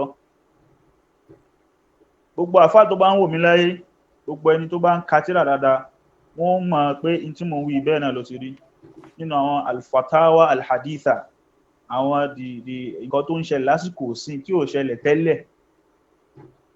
Ẹlẹ́ẹ̀kejì ń bẹ òun ni ẹni tí wọ́n lè yọ nǹkan nú ẹ̀ tí kò tún gbọdọ̀ gba owó, òun ni arúgbó tó yá sí pé àpòlùkẹ́ yẹn ó sì ń function. Gaskiya kawai òun náà ni pé kò ní ẹyin tí ó ti wọ menopause, kò lẹ́yìn tó ń jáde lára ẹ̀ mọ́. Ẹyin tí ò ní ti jáde lára ẹ̀ mọ́ yẹn kò lè jẹ́ kó bímọ. Àmọ́ wọ ẹyin jáde lára ẹ̀, àwọn gbogbo hormonate ẹ̀ ó ń sì ṣiṣẹ́. Nǹkan tó kàn ṣẹlẹ̀ ń bẹ náà ni pé àpòlùkẹ́ yìí. Tó irú èèyàn bẹ́ẹ̀ ó lè ní tọ̀kù sí wàhálà ẹyọ, mo fún nítọ́ lọ́hùn níta nẹ́bí kò gbọ́dọ̀ gba 1 naira gẹ́gẹ́ bí òfin Islam. So irú èèyàn báyẹn kò í ṣe rẹ́ǹtì náà ń pè, ó wá ní Ọlọ́run sì fún rí. Tí ò bá sì rí, ó jókòó ó máa bẹ Ọlọ́run, àbí kó máa lo oògùn tó bá lè lò láàrin òun àtọkọ ẹ̀, Ọlọ́run kó fún wọn ní ọmọ alálùbáríkà. Then nínú ìran surrogacy tún ni wípé kí ìyàwó kan wò sùnsùn kó ní honey, wallahi mi ò rò pé mo lè lóyún, mi tí má lè lóyún gan mi ìfẹ́ ni, I can't do that stress, I don't want my breast to fall, I don't want my stomach to ẹ̀yin gbogbo obìnrin ṣe ń ṣe. And no problem, there is money, let's go to kíní kan. Wọ́n máa kàn ṣe kí náà máa ṣe, wọ́n á wẹ́ ẹnìkan obìnrin tó lè lóyún, tó ti tó lóyún, wọ́n á gba spam ọkọ tí wọ́n gbà yìí, wọ́n wá fi sínú ara obìnrin yìí. Tán bá fi sára obìnrin yìí, yẹn pé ọkọ ò bá sùn. Dr. Zabi, ṣé máa pé ọkọ kò bá sùn? Àmọ́ spam ẹ̀ nìkan ni wọ́n gbà, wọ́n fi sínú ara obìnrin. Àkọ́kọ́ ń bẹ ni pé ó ti di haram. Spam ẹ̀ tí wọ́n gbà yẹn, tí wọ́n fi sára obìnrin yẹn, ó ti di haram. Lára wípé obìnrin yẹn kìí ṣe ìyàwó ẹ̀ àkọ́kọ́. Gbogbo nǹkan mẹ́rin tó yẹ kó pé lára pé kí ẹ̀ tó lè jẹ́ ìyàwó ẹ̀. Ó dàbí pé a ti treat yẹn ní àkọ́kọ́, láì pa repeat ara wa nírú ibẹ̀ yẹn ni. Ọ̀rọ̀ ti wúùbù yẹn là ń sọ gangan ń sìn, wípé ṣó lẹ́tọ̀ọ́ láti lè rent ẹ̀ or bóyá láti lè give ẹ̀ out, ṣó lẹ́tọ̀ọ́ tàbí kò ní ẹ̀tọ́ nírú ibẹ̀ yẹn la wà. Ètè sọ yẹn á ti treat ẹ̀ tẹ́ ẹ ti sọ. Kò ní ẹ̀tọ́ rárá gẹ́gẹ́ bí mo ṣe ṣàlàyé. Kò kò ní ẹ̀tọ́ rárá. Okay. Bẹ́ẹ̀ sì tún ni ṣe mọ̀ pé nínú surrogacy yìí àwọn ẹlòmíì wọ́n á gba àtọ̀ ọkọ, wọ́n á gba àtọ̀ ìyàwó, wọ́n á pò pọ̀, wọ́n á fi sínú obìnrin kan, yóò sì bímọ náà, wọ́n gba ọmọ náà tó bá bí tán. Ṣe mọ̀ pé ìran kan tún nìyẹn náà. Ojú wo ni Islam fi wò? Ojú tí Islam fi wò ni wípé ìran ṣìnà kan ni, then ọmọ tí wọ́n bí, ẹni tó bímọ yẹn ló lọ́mọ, ẹni tó bímọ ló ní ọmọ. Lọ́nà wo? Torí pé òun ló gbé ọmọ yẹn sínú, inú ẹ̀ lọ́mọ yẹn wà, kìí ṣe nínú spam ẹlòmínà gbà, ẹyin ẹlòmínà gbà, wọ́n wá gbé sínú ẹ̀. Bẹ́ẹ̀ ni, àmọ́ ọmọ yẹn òun ló ní. Ọlọ́run sọ fún wa nínú Al-Qur'an, ó ní pé wa wassayna al-insana biwalidayhi hamalathu ummuhu wahnan ala wahn, pé ìyá rẹ̀ Ọlọ́run fi tì sí ẹni tó gbóyún, pé ẹni tó lóyún ló níyá o. Dr. Zabi bàbá wa ń kọ́, bàbá wa ń kọ́, èèyàn kan ṣáà ló fẹ́ bí fún, èèyàn kan lọ́jọ́ sọ nípa ẹ̀. Bàbá ń kọ́, ká sọ pé ẹni tó gbé oyún òun ló ní ọmọ, bọ̀ bàbá wa ń kọ́. Bàbá náà, òun náà ló lọ́mọ, bàbá ló lọ́mọ. Àmọ́ ọyúrọ ọmọ bẹ́ẹ̀ wọ́n máa ń pè ní ibnu zina, ọmọ ṣìnà ni, ọ̀nà ṣìnà náà fi bí, kódà kó jẹ́ pé kò bá sùn ní bó ṣe ń báyàn sùn, àmọ́ wọ́n gba spam wọn gbé síbẹ̀. Bàbá ló lọ́mọ. So gbogbo ọ̀nà yìí, ọ̀nà ẹ̀bùrú yìí, látara pé a kàn ń dáwòbò ká má fẹ́ yàwó méjì, ká má fẹ́ yàwó mẹ́ta, yàwó mẹ́rin. Ọlọ́run sì ti ṣe rọrùn fún wa, kò sí kíní kankan bẹ́ẹ̀. So bí yẹn ṣe bó ṣe lọ nìyẹn. Lórí ẹ jẹ́ ká wá tún wá lọ sórí wípé a adopt. Àwọn tó bá adopt, tó bá lọ adopt ọmọ wa ń kọ́. Kí ni Islam wá sọ lórí yẹn? Because ẹ ń sọ̀rọ̀ nípa ẹgbẹ́ bóyá ìran tàbí tọ́mọ bá dàgbà tó máa fi mọ traces ẹ̀ tàbí nǹkan kan bẹ́ẹ̀, because tó bá ti lọ adopt ọmọ, o ti sign ni, kò anybody ò lẹ́tọ̀ọ́ sí mọ́, ẹ̀yin ni ìyá àti bàbá ẹ̀. Nǹkan kan ò lè ṣe é sìn kó wá ní o fẹ́ lọ trace family ẹ̀ kan lọ wípé bóyá, because èmi ti ẹ̀ mọ̀ kan tó jẹ́ pé north náà ti lọ adopt, Èkó dẹ̀ náà wà, yẹn ti lọ nìyẹn. Ẹlòmíì lè lọ adopt, ó lè wá adopt láti north kan wá síbàdàn láti wá adopt, kò sí any traces kankan. Irú yẹn ń kọ́, kí ni ojú wo ni Islam fi wò yẹn náà? Ṣe rí ọmọ tí a adopt, Islam ń pè ní, nínú Sharia wọ́n ń pè ní àtàbání, ká sọ ọmọ lọ́mọ di ọmọ tiwa. So ọmọ lọ́mọ tá sì sọ di ọmọ wa nínú Islam o, kò gbọ́dọ̀ jẹ́ orúkọ wa. Ẹyọ̀kan, Ọlọ́run ní ud'uuhum li abaihim, ẹ fi orúkọ bàbá wọn pè wọ́n. So ọmọ tá adopt nítorí Ọlọ́run fún wa lọ́mọ bí, ta mú sọ́dọ̀ ni ọmọ àfẹnubí ni àkọ́kọ́, ẹ̀kejì kìí ṣọmọ wa, kò sì gbọ́dọ̀ jẹ́ orúkọ wa. Bẹ́ẹ̀ sì ni ta bá kú, gbọ́yé, ta bá kú kó tó ogún títí ẹ̀, kò sí nínú ogún kí ó tẹ́lẹ̀ jogún, ó ń bẹ lẹ́yìn tí ẹni tó kú yẹn, tí bàbá ẹni tí ó jẹ́ bàbá fún tó kú yẹn, tí kò bá ní ìyá láyé, tí kò ní bàbá láyé, tí kò ní ẹ̀gbọ́n àbúrò obìnrin kankan tí ò ní láyé, wọ́n á pé òkè, ẹ jẹ́ ká fún, lẹ́yìn ìgbà tó máa fún, wọ́n ṣe wá fún àwọn aitam, àwọn ọmọ òrukàn bẹ́ẹ̀ lọ. So ní ṣókí bí yẹn ṣe rí nìyẹn. So ọmọ tá adopt kò gbọ́dọ̀ jẹ́ ọmọ wa, kò gbọ́dọ̀ jẹ́ orúkọ wa. Tá bá sì mọ orúkọ bàbá ẹ̀, Ọlọ́run ní fa ikhwanukum fi din, ó máa jẹ́ ọmọ ya nínú Islam. So bí ìyẹn ṣe, mi ò fẹ́ sọ̀rọ̀ púpọ̀ lórí adoption yẹn nìyẹn. Ṣe rí irú yẹn báyìí nsìn, because èèyàn ló lọ adopt ẹ̀. wọ́n dẹ̀ máa béèrè wípé òkè orúkọ wọ́n máa béèrè gbogbo document náà máa béèrè because ó require long process understand require long document as well understand because mo mọ àwọn few èèyàn tó jẹ́ pé wọ́n ti ṣe ṣó ti yé yín it's not something tẹ́yìn àyàfi ṣe láwọn nǹkan yìí àyàfi ẹni tó jẹ́ pé tó fẹ́ really practice ọ̀rọ̀ Islam gẹ̀tì but most àwọn tó ń ṣe tẹ́ bá lọ wo àwọn tó ń ṣe nǹkan yìí ọmọ ẹni ọjà ẹlòmíì mọ̀ bọ̀ ṣe mọ̀ for example nsìn bóyá ẹlòmíì mọ̀ ìpòkè ọ ní mùsùlùmí má jẹ lẹ́dẹ̀ gbọ́ ó mọ̀ pé ó ní má jẹ lẹ́dẹ̀ kò dáa but òun láìkẹ́ láti jẹ ṣe mọ̀ pé òun ló ṣùzẹ̀ ẹ̀ bẹ́yẹn irú nǹkan tá a sọ yìí ń ṣe òkè ọ ní kéèyàn máa gbà bóyá má rẹ́ǹtì spam tàbí má gba spam wípé òkè kò dá ọmọ yẹn ó wà ní pé kò ń ṣe bí ó jọ mọ́ bọ́mọ àlè tàbí nǹkan kan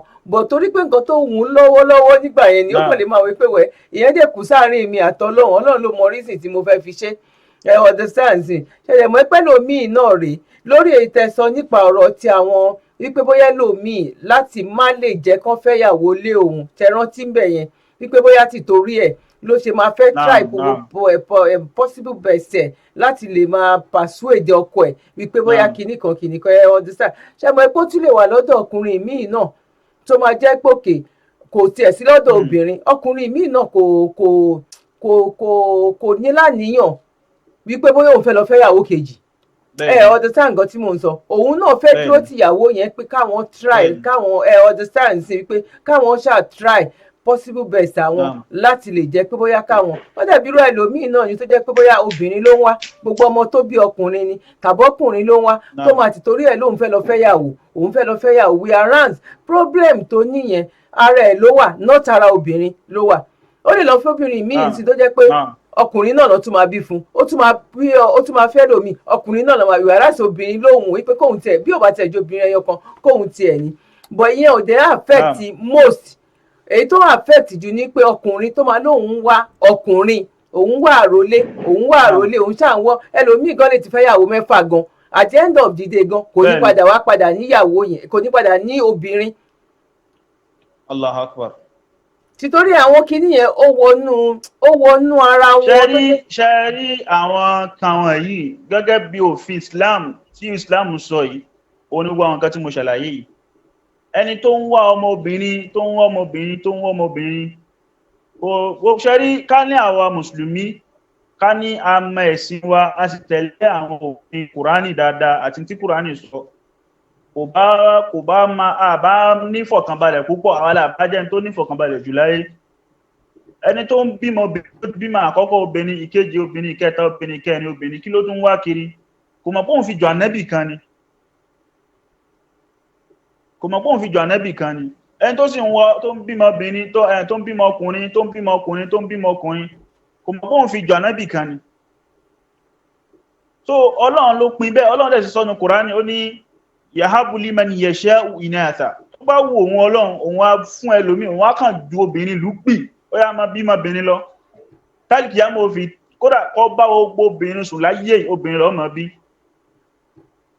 wa yahabu liman yasha'u dhukur bó bá sì wù á sì ní wá ìwọ máa bí ọkùnrin lọ bó ti wù èmi Ọlọ́run ni aw yuzawwijuhum dhukuranan wa inatha tó bá sì wù èmi Ọlọ́run máa nítọ̀ bí ọkùnrin nísìn tún bí obìnrin túnbọ́kùnrin túnbọ́bìnrin bọ́ so ká ní wípé ìmánì wa pé gbogbo nǹkan gbogbo tó ń ṣẹlẹ̀ tó jẹ́ sáyẹ́nsì yìí kò ní jọ wá lójú àkọ́kọ́ ẹ̀kejì ńbẹ̀ kò sì ní àní lè lò ṣọ́rọ̀ mi yẹn kò ní sínú nǹkan tá lè lò pé a fẹ́ lò àbí a fẹ́ ṣe torí pé ẹ̀sìn wa ò gbà láyè àmọ́ taqlidul gharbiyin ká máa tẹ̀lé àwọn gharbiyun yẹn àwọn westerners ká máa tẹ̀lé ara wọn fikra wọn their ideology their rational ká máa tẹ̀lé rationalization wọn ó ti gba làákàyè wa kò fẹ́ ká mọ̀ kíni Kùránì wí mọ́ kódà ẹ̀rù ń bà mí gan kó má já sí pé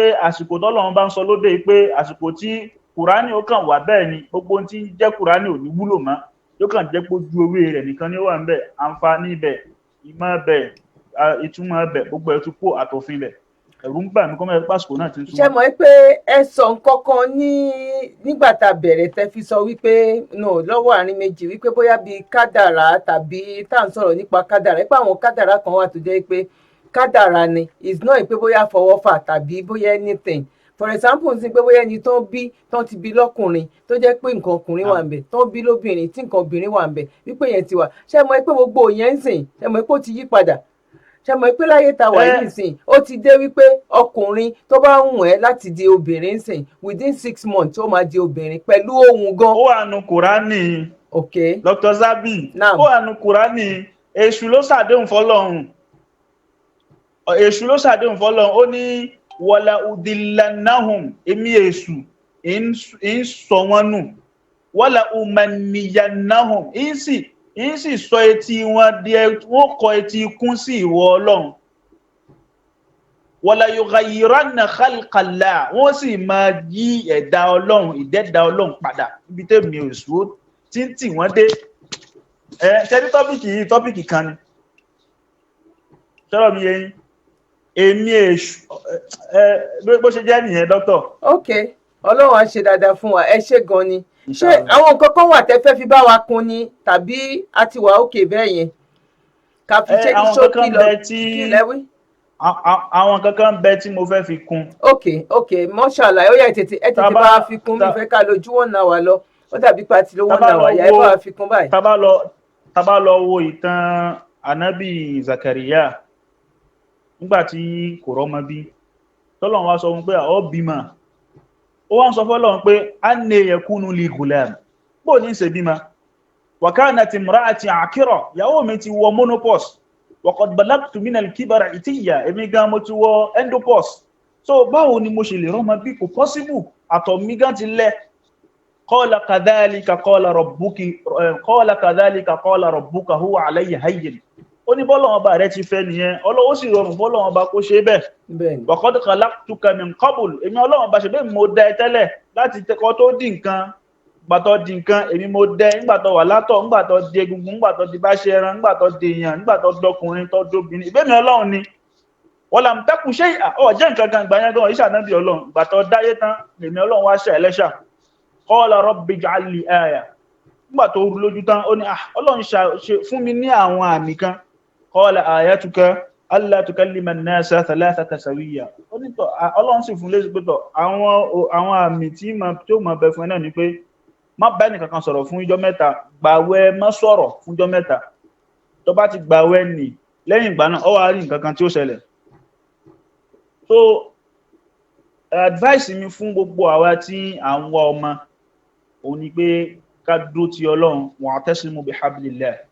ká dúró ti Ọlọ́run ká bẹ Ọlọ́run àdúrà tá Ànábì Zakariya ṣe lọ́jọ́ kìíní àná kò tí tán àdúrà tí Ànábì Ibrahim ṣe lọ́jọ́ kìíní àná kò tí tán bí àwọn àfáà bá tán láyé tẹ́rò pé 419 ló pọ̀ Ọlọ́run ọba òun lọ́ba ẹyọ kan tí kìí ṣe 419 tí kò ní tẹ́ tí kò ní tí kìí tí ẹni tí ó bá wà pẹ̀lú rẹ̀ Ọlọ́run ló ní Rabbi la tadharni fardan wa anta khairul warithin àdúrà yìí ń bẹ àdúrà yìí kan tún bẹ Rabbana hab lana min azwajina wa zurriyyatina qurratan a'yunin Ọlọ́run fún wa lọ́mọ alálùbáríkà ẹwà Ànábì Ibrahim nígbà tó ń bẹ Ọlọ́run pé Ọlọ́run ọba mo fẹ́ ọmọ alálùbáríkà mo sì fẹ́ kí àwọn ànábì jáde látara àwọn ọmọ mi Ọlọ́run ní la yanalu ahadi zalimin Ọlọ́run gbàdúrà rẹ̀ ibo la fi ìgbàgbọ́ sí tí ìgbàgbọ́ wa bá ti sọnù ìrètí ti sọnù àmọ́ tí ìgbàgbọ́ bá ń bẹ ìrètí sì ń bẹ assalamu alaikum wa rahmatullahi wa barakatuh.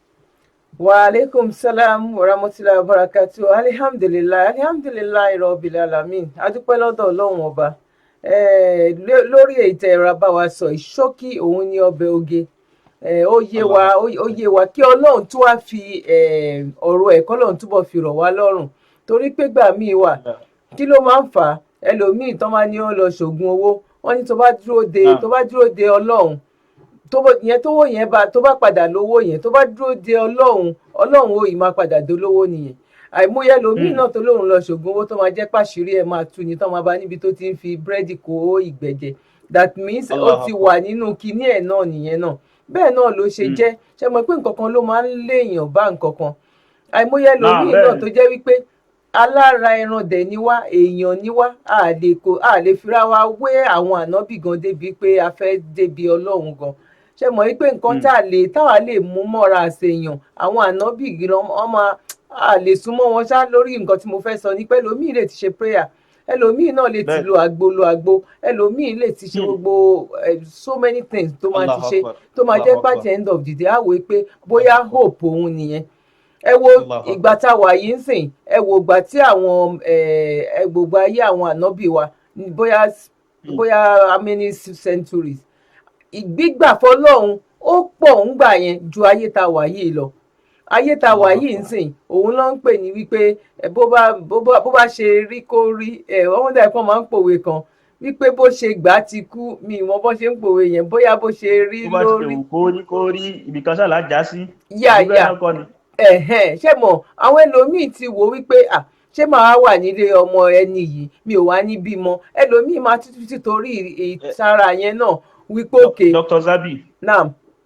ṣe rí mo fẹ́ sọ ọ̀rọ̀ kan, ọ̀rọ̀ yẹn ni pé tá bá bímọ láyé ó ṣeé ṣe ká má lórí pa láyé ká sì má ní alkiyama. Àmọ́ bóyá ọmọ tá bí sáyé yẹn bóyá yóò ba ẹ̀yìn wa jẹ́, tó bá sì gbẹ̀yìn wa jẹ́ alkiyama wa ó ní bákan rọ̀. Bẹ́ẹ̀ sì ni gbogbo ejò tó kọjá lórí àpáta ní lápa. Tí tá bá ti ní mọ́nì yìí pé ó ṣeé ṣe ká bímọ sáyé kọ́mọ yìí gan kó jẹ́ destruction fáyé. Tí ọmọ tá bí tó bá jẹ́ destruction fáyé tó jẹ́ destruction fún ìran, àǹfààní kí la ní? Orúkọ ta ló fẹ́ gbé sórí? Àmọ́ gbogbo wa fẹ́ bímọ àmọ́ à ń bímọ lọ́nà tí ò tọ́. Ọ̀nà tí ò tọ́ yìí yóò máa di nǹkan míì fún wa, yóò máa bí aburú kan fún wa, yóò máa bí ìbàjẹ́ fún wa. Ẹ̀yin náà ẹ wo ní tíṣẹ̀lẹ̀ láwùjọ ayé lẹ́nu ṣùgbọ́n máa lè in the president. bẹ́ẹ̀ ni mo understand, gbogbo wa la understand nǹkan tẹ́ ń sọ ẹ̀ bọ̀ ọ̀rọ̀ wa fẹ́ nǹkan tẹ́mi ń sọ gangan náà ṣe rí nǹkan tẹ́ sọ yìí ó dáa ó wà òkè láti sọ bẹ́ẹ̀ yẹn bọ̀ láti practice ẹ̀ gangan ibẹ̀ lèmi ń lọ ẹ get nǹkan tí mò ń sọ sí bọ̀ torí wípé ẹ̀yin ká ẹ̀ ń practice ẹ̀ ipò tẹ́ wà láwùjọ ẹ understand sìn nǹkan tẹ́ tú ẹ mọ Quran pálí tó pálí bọ́ ẹlòmíì tó jẹ́ wípé ó tiẹ̀ mọ Quran gan bọ̀ kò ní àgbọ́yé yẹn ẹ understand sìn ẹlòmíì wà ó jẹ́ pé bóyá tìtorí wípé nǹkan tẹ́ sọ yẹn very very right àìmọye ẹni tó bímọ 30 tó jẹ́ pé at the end of the day ìgbà tó máa jáde láyé kò rí 5 nínú wọn tó lè tọ́jú ẹ̀ tó lè take care. Ó kú ẹlòmíì kú níkú bí ìgbà tó jẹ́ pé ọmọ 2 péré ló bí láyé, ẹni tó bímọ 2 gan ó ní ẹ̀yìn ju ẹni tó bímọ 35 gan understand sìn kí dẹ̀ ni àníyàn irú ẹlòmíì tó fẹ́ fi bímọ 30 I'm pretty sure pé kò ń ṣe obìnrin ẹyọ kan ṣe ló máa bímọ 30 fún ẹlòmíì bímọ púpọ̀ yẹn torí pé kọ́mọ lè gbẹ̀yìn òun ọ̀kóhun lè jẹun ọmọ ẹ wà pẹ̀lú mi ṣá bó nísìnyí ṣe rí pò tí wá. ọ̀rọ̀ tẹ́ sọ yìí ok ẹ má bínú pé mo kọ́ọ̀tì ọ̀rọ̀ tẹ́ sọ yìí tá bá lọ wo ìtàn bàbá wa Ṣé Ibrahim ti kú kò tí ì wọ 50 years. Ṣé Ibrahim Niyas tẹ máa ń gbọ́rúkọ wọn yẹn tá bá lọ wo tán ẹ̀ bàbá yẹn bímọ tó pọ̀ gan-an kò wá sọ́mọ ẹyọ kan báyìí tó jẹ́ kèfèrí nínú wọn, kò sí ọmọ kan báyìí tó ya ìpáǹlé nínú wọn, kò sọ́mọ kan báyìí tí ó ṣe bákan látara wípé ìmánì ni wọ́n fi bọ́lọ̀ ń dòwò pọ̀ ṣẹ́rí ìbọ́lọ̀ ń dòwò pọ̀ yẹn láà ní lásìkò táwa gbogbo ẹ ti bàjẹ́. that is it nǹkan tó ṣẹlẹ̀ nìyẹn. tá bá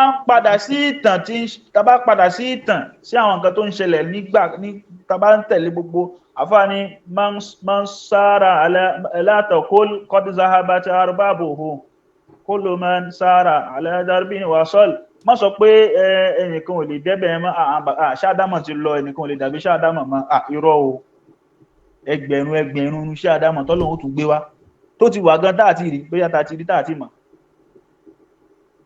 kọ́lọ́hun kó wọlá dédé àsìkò kó wọlá ìní jímọ̀ kó wọlá ibi tí wọ́n ti ké khutba ní orígun mẹ́rẹ̀ẹ̀rin àgbáyé kọ́lọ́hun wọlá àwọn ànẹ́bì rẹ̀ kọ́lọ́hun wọlá tí ń jẹ́ ọlọ́hun ọba kọ́lọ́hun wọlá pé òun náà lòun kò sẹ́lòmí àfohun gbogbo ẹni tí ń wọ́ ọmọ láyé gbogbo ẹni tí ń wọ́ ọmọ láyé kọ́lọ́n bá fún wọn ní ọmọ ìdùnnú ọmọ alálùbáríkà àmín àmín kọ́lọ́n bá fún wọn ní ọmọ tí ó gbẹ̀yìn tẹ́yìn ṣe àmín kún kọ́lọ́n fàyà bá hàn fún wọn ní ọmọ tí ó ní mọ́nì ọmọ dáadáa ọmọ alálùbáríkà àmín kọ́lọ́n bá wa ṣe gbogbo ohun tí ń jẹ́ oore fún wọn látara ọmọ àmín kún fàyà kún ó ti lè wò já sí pé ọmọ náà tẹ́lẹ̀ fáàrí náà ni fáàrí ni gbogbo wa ṣe wá jẹ́ fáàrí nì náà kọ́lọ́n jó mọ́ wọn lára àmín kọ́lọ́n kó ṣe ní ìrọ̀rùn fún wọn kọ́lọ́n má Àmín jà á kún fàyà dààmú ká tó rọ́mọ bí èyí tá a ti bí kọ́lọ́n má pa wọn àmín kún fàyà èyí tá a kún ti bí kọ́lọ́n jẹ́ kan yanjú àmín kún fàyà kún la ilaha illallah àmín èmi wàá ṣàdúrà kan o Dr. Zabi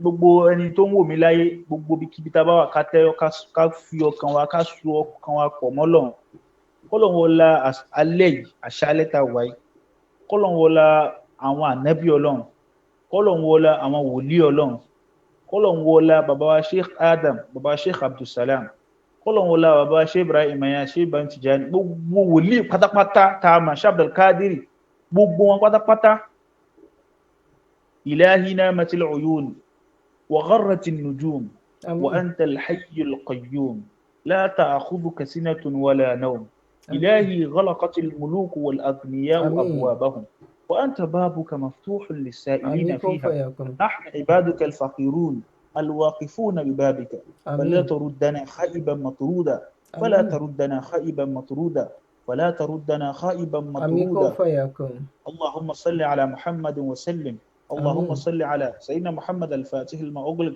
والخاتم لما سبق ناصر الحق بالحق والهادي إلى صراطك المستقيم وعلى آله حق قدره المقدار العظيم آمين كلهم بعدني باشوي آمين àmín kún fàyà kún ẹ ṣé gan ni o Sheikh kọ́lọ́hún kó bá wa lọ́ra ẹ̀mí gbogbo nǹkan tẹ́yìn náà fẹ́ ní ti dáadáa bí Allah subhanahu wa ta'ala kó ṣe fún yín pẹ̀lú rọrùn nǹkan tá a fẹ́ láburú àbí Allah subhanahu wa ta'ala kó lè jìnnà sí wa ìta ti nílẹ̀ náà kọ́lọ́hún má jẹ́ kó bàjẹ́ ìta wa ń retí látọ̀dọ̀ Allah subhanahu wa ta'ala kó ṣe fún wa pẹ̀lú rọrùn ọlá títóbi ẹ̀ ọlá agbára ẹ̀ ọlá ìníkú ẹ̀ ọlá ìjẹ́kan ṣoṣo ẹ̀ ọlá la hawla wala quwwata illa billahi al-azim ẹ ṣé gan ni Sheikh a tún máa rí yín bá ẹ lè kọ́ tẹ̀ lọ́dọ̀ yín bẹ̀ yẹn a máa bá yín sọ̀rọ̀ létà náà assalamu alaikum warahmatullahi wabarakatuh gbogbo lé sísá mọ́ríyéwá mọ̀ ibi sísá ṣé àlàáfíà lẹ́wà mà ẹ kújọ́ mẹ́ta sísá Mariam láti Dublin assalamu alaikum brother Jamiu assalamu alaikum sísá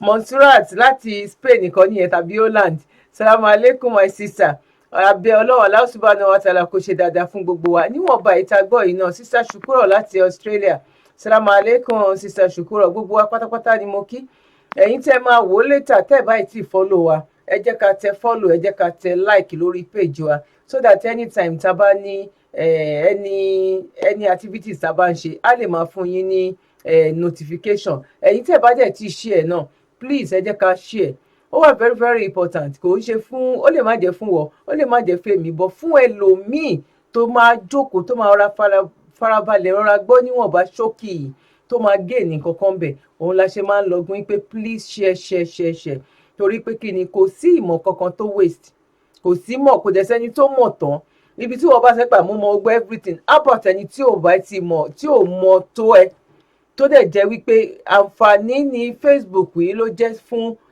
bóyá 99% àtẹni tó mọ̀ àtẹni tí ò mọ̀ ojoojúmọ́ ó depend lórí pé mi ò fẹ́ lọ sórí Facebook kí ló máa ń lọ bẹ̀ lọ ṣe ṣó máa ń lọ bẹ̀ lọ ṣe competition ni ṣó máa ń lọ bẹ̀ lọ wo kí ni latest ní bọ́ àìmọye nǹkan tó jẹ́ pé ó ṣàǹfààní tá a máa lọ start torí ẹ̀ lọ sórí Facebook láàárọ̀ ẹ̀ ni àwọn eléyìí náà bá bẹ ọlọ́run Allah subhanahu wa ta'ala kó má ṣì wá lọ́nà kó jẹ́ ká rí ọ̀nà àbáyọ sínú ìgbésí ayé wa àti lórí àwọn ọmọ bíbá ilá máa dúró sí lọ́jọ́ títí òní gbogbo ẹ̀yin tẹ́ ẹ̀ ń bá wa darapọ̀ mọ́ ọ̀rọ̀ charity wa kò ní sú wa kò ní rẹ̀ wá àjọ àwa gba ojú òní tiwa gbogbo ẹ̀yin tí ẹ̀ẹ́dẹ̀ ń dúró tiwa náà ní gbogbo ìgbà tá a bá wà ní live tẹ́ ẹ̀ ń join ní wa ẹ ṣé gan ni jazakallahu khairan ọjọ́ tí a máa ṣe program ó di ọjọ́ Monday inshallah I send the flyer síta by very very very very soon mo mọ̀ wípé lára àwọn tí àwọn olólùfẹ́ wa náà àwọn náà ni a fẹ́ gbé àti gbé wọn wá rí ṣá but mo mọ̀ wípé ayé mọ̀ yíká òun ni wọn jẹ́ kí n cover orúkọ wọn náà ti dem tẹ máa fi rí flyer ẹ máa rí wípé kò ń ṣe wípé ìlú mọ̀ yíká ayé mọ̀ wọ́n yíká, àwọn ni a fẹ́ gbé wá ní ọjọ́ Monday inshallah. Kọ́lọ́run kó ṣe fún wa pẹ̀lú rọrùn, kọ́lọ́run kó gbàdúrà wa. Please, ọ̀fẹ́ ni love àti like. Ẹ bá wa click love àti like please. Ẹ jẹ́ ká show love, ẹ jẹ́ ká show like. Níwọ̀nba wa tá a ṣì wà ń bẹ̀, ẹ jẹ́ ká show love, ẹ jẹ́ ká show like.